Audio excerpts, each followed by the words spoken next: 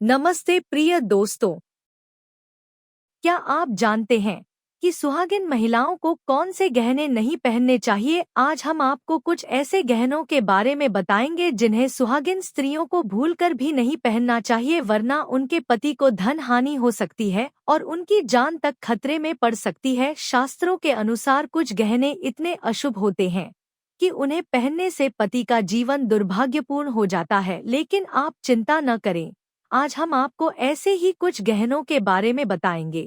आप में से कई महिलाएं सोचती होगी कि श्रृंगार करना तो हर महिला का अधिकार है, लेकिन कुछ बातों का ध्यान रखना बहुत जरूरी है। अगर आप गलत गहने पहनती है तो आपकी सुखी वैवाहिक जीवन पर बुरा असर पड़ सकता है। माथे पर सिंदूर, गले में मंगलसूत्र और हाथों में चूड़ियां, यह तीन चीज हर शादीशुदा स्त्री की खूबसूरती के लिए बहुत महत्वपूर्ण मानी जाती है। यह श्रृंगार पति के नाम पर किया जाता है। स्त्री के श्रृंगार करने से पति के सौभाग्य में वृद्धि होती है। ज्योतिष शास्त्र के अनुसार महिलाओं के श्रृंगार की कुछ ऐसी चीजें होती है जिनका उपयोग करना उनके पति के लिए दुर्भाग्य का कारण बन सकता है। महिलाएं जितनी भी चीजें श्रृंगार के लिए उपयोग करती है, इनमें से यह 6 चीजों का उपयोग महिला को नहीं करना चाहिए। यह 6 चीजें सिर्फ आपके पति के लिए बल्कि आपके लिए भी अशुभ साबित हो सकती है। आप सोच रही होगी कि आखिर कौन सी है वह 6 चीजें, तो चलिए जानते हैं। लेकिन उससे पहले अगर आप भी चाहते हैं कि लक्ष्मी माता का आशीर्वाद हमेशा आपके साथ रहे तो इस वीडियो को एक लाइक करें और चैनल को सब्सक्राइब करें और कमेंट बॉक्स में जय लक्ष्मी माता जरूर लिखें। नंबर 1, कानों में पहने जाने वाले गहने जैसे कि झुमके, बाली और ईयररिंग्स। कानों में ऐसे झुमके पहनने पर आपके पति के ऊपर कई प्रकार के कष्ट आ सकते हैं। अगर आप कानों में इन सब चीजों को पहनते समय आप गलती करती है तो आपके पति पर भी भारी संकट आ सकता है। हम आपको बता दें कि कान छेदन संस्कार के नियम हमारे वास्तुशास्त्र में स्पष्ट रूप से बताए गए हैं। कान छेदन संस्कार 6 से लेकर 36 महीने तक के बच्चों को करा देना चाहिए।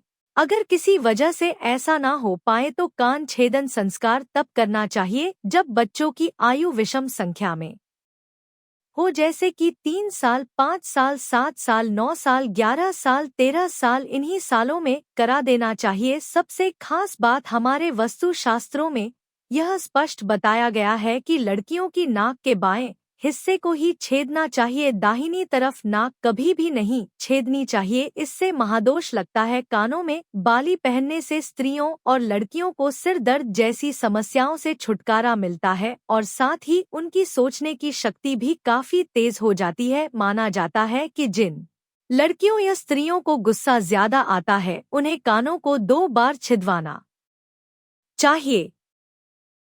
ऐसा करने से उनका गुस्सा काफी हद तक कम हो जाता है। वास्तुशास्त्र के अनुसार पीतल से बने हुए गहने को कान में कभी भी नहीं पहनना चाहिए, ऐसा करने से दोष लगता है। माना जाता है कि भिन्न भिन्न प्रकार की धातु से बने आभूषणों को धारण करने से आपके पति को तमाम तरह की परेशानियों का सामना करना पड़ सकता है। वास्तुशास्त्र के अनुसार कानों में सोने या चांदी के आभूषण ही पहनने चाहिए। सोने और चांदी को वास्तुशास्त्र में बहुत ही शुभ धातु माना गया है। कानों में सोना और चांदी धारण करने से किसी भी प्रकार का दोष आपके निकट नहीं आएगा।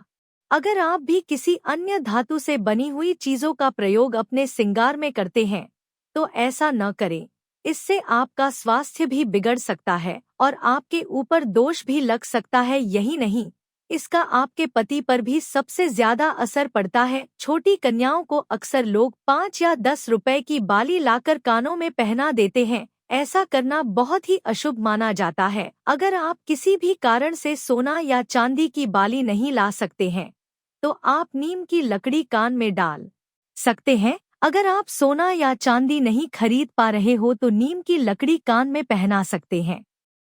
अपने बड़े बुजुर्गों से यह तो जरूर सुना होगा कि कानों को कभी भी खाली नहीं रखना चाहिए, इसलिए अगर आप सोना या चांदी के आभूषण नहीं खरीद पा रहे हैं तो नीम की लकड़ी कान में डाल सकते हैं, अन्यथा आपका वैवाहिक जीवन खराब हो सकता है और उसका दोष आपके ऊपर भी आ सकता है। नंबर 2, सुहागिन महिलाओं के हाथों में रंग बिरंगी चूड़ियां उनके सुहागिन होने का प्रतीक होती है। वास्तु शास्त्र में चूड़ियों को बहुत ही शुभ माना गया है, इसलिए हर सुहागिन महिला को चूड़ी अवश्य पहननी चाहिए, लेकिन कभी भी किसी महिला को टूटी हुई चूड़ी नहीं पहननी चाहिए। चूड़ियां पहनते समय या उतारते समय जिनमें दरार आ जाती है या हल्की सी टूट जाती है, ऐसी चूड़ियों को वास्तु शास्त्र में बहुत ही अशुभ बताया गया है। अगर आप टूटी हुई या दरार वाली चूड़ियां पहनती है तो इसका अशुभ फल आपके पति को भुगतना पड़ेगा। हाथों में टूटी हुई चूड़ियां पहनने से नकारात्मक ऊर्जा उत्पन्न होती है, जो घर में नकारात्मकता फैलती है। और अगर आपके घर में नकारात्मक ऊर्जा का वास हो जाता है तो घर में कई प्रकार की समस्या आने लगती है, जिसमें आर्थिक समस्या सबसे महत्वपूर्ण है। अगर आप टूटी हुई चूड़ियां पहनती है तो आपके पति को कंगाल होते देर नहीं लगेगी, क्योंकि टूटी हुई चूड़ियां पहनने से घर में नकारात्मकता और दरिद्रता का वास होता है। नंबर 3, वस्तु शास्त्र के अनुसार किसी दूसरी स्त्री का मंगलसूत्र इस्तेमाल नहीं करना चाहिए। नहीं तो आपको इसके बुरे परिणाम का सामना भी करना पड़ सकता है। इससे आपका वैवाहिक जीवन भी खराब हो सकता है। अगर आप चाहते हैं कि आपका वैवाहिक जीवन सदैव बना रहे तो आपको इन बातों का ध्यान अवश्य रखना चाहिए। नंबर 4, सुहागिन स्त्रियां अपने पैरों की 3 उंगलियों में बिछिया अवश्य पहनती है। सुहागिन स्त्रियां बिछिया सिर्फ श्रृंगार के लिए ही नहीं पहनती। बिछिया शास्त्रीय दृष्टिकोण से जितनी जरूरी है उतनी ही वैज्ञानिक दृष्टिकोण से भी लाभकारी। हमारे वास्तु शास्त्र में यह माना गया है कि बिछिया पहनने से कई प्रकार के लाभ मिलते हैं। स्त्रियों को बिछिया पहनने से थायराइड बीमारी की संभावना कम हो जाती है। वास्तु शास्त्र और हमारे बुजुर्गों के अनुसार अपने पैरों में बिछिया पहनना बहुत ही ज्यादा जरूरी है। अगर आप ऐसा नहीं करती तो इसका असर आपके पति की आयु पर भी पड़ता है। लेकिन चांदी के अलावा और किसी भी धातु से बनी बिछिया नहीं पहननी चाहिए। किसी अन्य धातु की बिछिया पहनने से घर में क्लेश बढ़ता है और भिन्न भिन्न प्रकार की परेशानियां आने लगती है। इसलिए आप भूल कर भी किसी अन्य धातु से बनी बिछिया न पहनें। सबसे महत्वपूर्ण बात, पैरों में हमेशा चांदी की बिछिया पहननी चाहिए। अगर बिछिया मछली के आकार की हो तो और भी अच्छा माना जाता है। मछली के आकार की बिछिया पहनने से माता लक्ष्मी अति प्रसन्न होती है। नंबर 5, महिलाओं को भूलकर भी लोहे, स्टील या अन्य किसी भी धातु की पायल नहीं पहननी चाहिए। अगर आप लोहे, स्टील या अन्य किसी धातु की पायल पहनती है तो इसे बहुत ही अशुभ माना जाता है। अगर आपको पायल पहननी है तो चांदी की पायल पहने। हमारे वास्तु शास्त्र में चांदी को बहुत ही शुभ धातु माना गया है और इसे पायल के रूप में धारण करने से आपको शुभ फलों की प्राप्ति होगी और माता लक्ष्मी का आशीर्वाद आप पर सदैव बना रहेगा। साथ ही आपके पति पर माता लक्ष्मी की कृपा बनी रहेगी।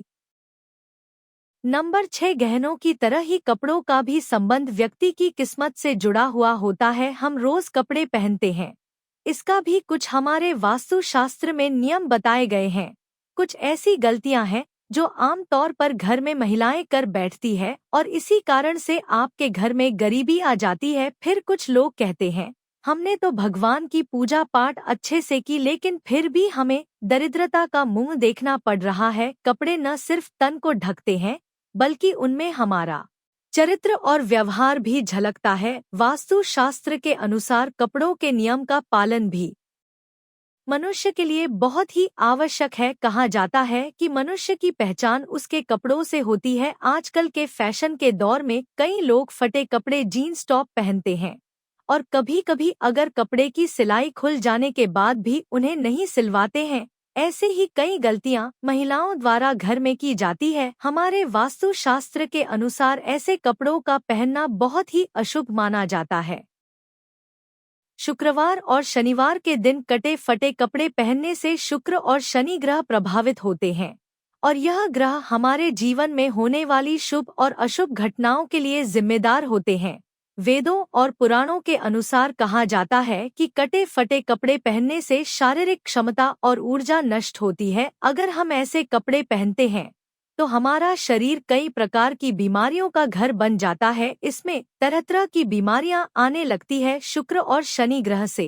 बचने के लिए आपको शुक्रवार और शनिवार के दिन कटे फटे कपड़े नहीं पहनना चाहिए। अगर किसी कपड़े कि कोई सिलाई खुल गई है तो उसे तुरंत ठीक कर देना चाहिए। जो कपड़े ज्यादा ही फट गए हैं या उनकी सिलाई अधिक खुल गई है जो अब ठीक नहीं हो सकती है, तो ऐसे कपड़े को घर से बाहर निकाल दें। अपने घर में घर के किसी भी सदस्य को शुक्रवार और शनिवार के दिन ऐसे कपड़े बिल्कुल भी ना पहने दें। और सबसे महत्वपूर्ण बात ध्यान दें कि शनिवार के दिन कभी भी नए कपड़े नहीं पहनना चाहिए। नए कपड़े सिर्फ बुधवार और बृहस्पतिवार के दिन ही पहनना चाहिए। अगर आपने कपड़े खरीद कर लाते हैं तो उसे बुधवार या बृहस्पतिवार से ही पहनना शुरू करें। प्रिय दोस्तों, अगर आपको हमारी यह जानकारी अच्छी लगी हो तो वीडियो को एक लाइक जरूर करें और अपने दोस्तों के साथ शेयर करें। चैनल को सब्सक्राइब करना न भूलें ताकि आपको हमारे नए वीडियो की नोटिफिकेशन मिलती रहे। वीडियो देखने के लिए आपका धन्यवाद।